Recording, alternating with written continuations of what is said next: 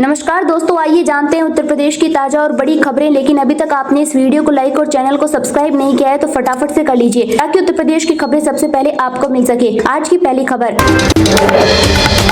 UP में इस season पहली बार हीट वेव का अलर्ट, पारा 41 डिग्री के पार पहुंचा। प्रयागराज सबसे गर्म तो अयोध्या ठंडा रहा। जी आपको बता दें कि यूपी के 14 जिलों में आज सीजन का पहला हीट वेव का अलर्ट जारी हुआ है। इस सीजन में पहली बार 3 जिले प्रयागराज, झांसी और हमीरपुर में पारा 40 डिग्री के पार रिकॉर्ड किया गया है। गुरुवार सुबह पिछले 24 घंटे की जारी रिपोर्ट के मुताबिक प्रयागराज सबसे गर्म शहर रहा। यहाँ अधिकतम तापमान 41.6 डिग्री सेल्सियस दर्ज किया गया। वहीं सबसे ठंडा शहर अयोध्या रहा, जहाँ न्यूनतम तापमान 14 डिग्री सेल्सियस दर्ज किया गया है। मौसम वैज्ञानिक मनोज श्रीवास्तव ने बताया कि 27 मार्च को झांसी समेत बुंदेलखंड के कुछ हिस्सों में हीट वेव की स्थिति रहेगी। इसके बाद अगले 2-3 दिनों में तेज पछुआ हवा के कारण तापमान में 3 डिग्री तक की गिरावट होगी। करीब 30 से 40 की स्पीड में हवा चल सकती है। इसके बाद फिर से तापमान में बढ़ोतरी शुरू हो जाएगी। उन्होंने बताया कि अगले 10 दिनों तक बारिश की कोई संभावना नहीं दिखाई दे रही है। कृषि विशेषज्ञों के मुताबिक गेहूं की फसल के लिए आने वाला दिन फायदेमंद रहेगा। अगले 4 से 5 दिनों में ज्यादातर इलाकों में अधिकतम तापमान में 3 से 5 डिग्री सेल्सियस तक की बढ़ोतरी देखने को मिल सकती है। इससे फसल को कोई नुकसान नहीं होगा। उन्होंने बताया कि अगर बारिश होती है तो जो फसल तैयार हो गई है उन्हें नुकसान होगा। फिलहाल इस वर्ष जिन जिलों में बारिश और ओले गिरे हैं वहाँ फसल 5 से 6% खराब हो गई है।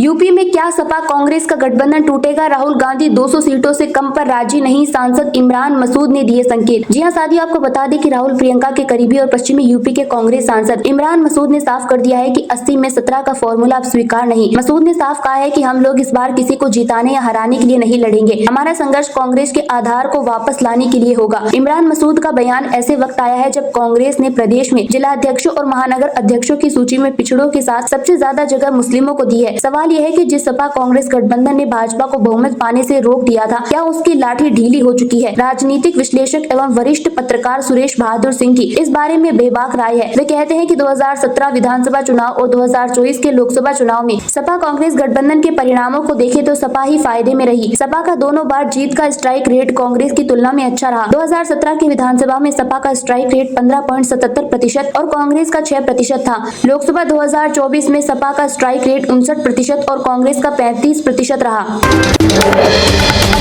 योगी बोले, राहुल जैसे नमूने जरूर रहने चाहिए। मथुरा में कोर्ट का आदेश मान रहे वरना बहुत कुछ हो जाता। आपको बता दें सीएम योगी लगातार यूपी के सबसे लंबे समय तक मुख्यमंत्री रहने का रिकॉर्ड बना चुके हैं। उन्होंने 19 मार्च को सीएम के रूप में 8 साल पूरे कर लिए। इस मौके पर योगी ने ANI को एक लंबा इंटरव्यू दिया। इसमें योगी पूरे तेवर में खुलकर बोले, हर सवाल का बेबाकी से जवाब दिया। उनकी मंशा से सभी वाकिफ हैं। वह देश के बाहर भारत की आलोचना करते हैं। लोग उनके स्वभाव और इरादों को समझ चुके हैं। भाजपा के लिए राहुल जैसे कुछ नमूने जरूर रहने चाहिए। भारत में मुसलमान खतरे में नहीं है। जिस दिन भारतीय मुसलमान अपने पूर्वजों को समझ लेंगे, इन सभी को बोरियां बिस्तर बांधकर भागना पड़ेगा। मथुरा की बात क्यों नहीं उठाएंगे? मथुरा श्री कृष्ण की जन्मभूमि नहीं है क्या? कोर्ट के ही आदेश का पालन कर रहे हैं, नहीं तो अभी तो वहाँ बहुत कुछ हो गया होता। सनातन हिंदू धर्म को जो महत्वपूर्ण धर्म स्थल है वो सभी स्थल हमारी विरासत की निशानी है। संभल में 94 निकाल लिए हैं, बाकी सभी के शास्त्रीय प्रमाण मौजूद हैं। उन्हें ढूंढ रहे हैं, उनको दिखा रहे हैं कहाँ कहाँ है। जितने कब्जे लिए होंगे एक एक करके सबको निकालेंगे, जितने अतिक्रमण होंगे वो हटेंगे।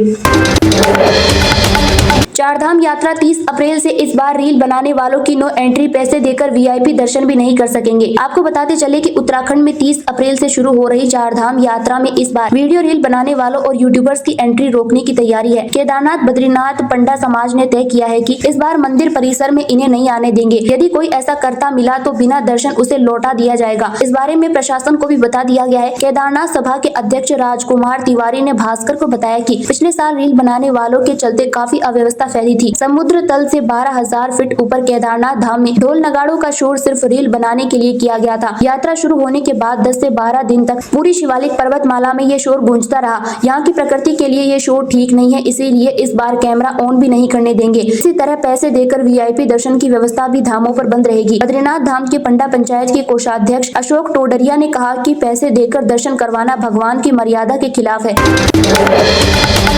शिंदे के बाद कॉमेडियन कुणाल की निर्मला सीतारमण पर पैरोडी, कहा कमाई लूटने साड़ी वाली दीदी आई, नाम निर्मला ताई। पुलिस ने दूसरा समन भेजा। कॉमेडियन कुणाल कामरा ने बुधवार को नया वीडियो पोस्ट किया है। इसमें उन्होंने वित्त मंत्री निर्मला सीतारमण पर तंज कसा है। कुणाल ने पैरोडी सॉन्ग में गाया कि साड़ी वाली दीदी लोगों की सैलरी लूटने आई है और उनका नाम निर्मला ताई है। कुणाल 5 दिन में इस तरह के 3 वीडियो पोस्ट कर चुके हैं। जिससे पहले 36 साल के स्टैंड अप कॉमेडियन ने 22 मार्च को अपने शो में एकनाथ शिंदे के राजनीतिक करियर पर कटाक्ष किया था। कामरा ने फिल्म दिल तो पागल है है कि एक गाने की पैरोडी की थी जिसमें शिंदे को गद्दार कहा गया। इसके बाद शिंदे समर्थकों ने उस होटल में तोड़फोड़ की थी जहां ये शो रिकॉर्ड किया गया था। इसके बाद इसको लेकर कुणाल पर FIR दर्ज की गई। उन्हें मुंबई पुलिस ने आज ही दूसरा समन भेजा है क्योंकि वे पहले समन पर पेश नहीं हुए थे।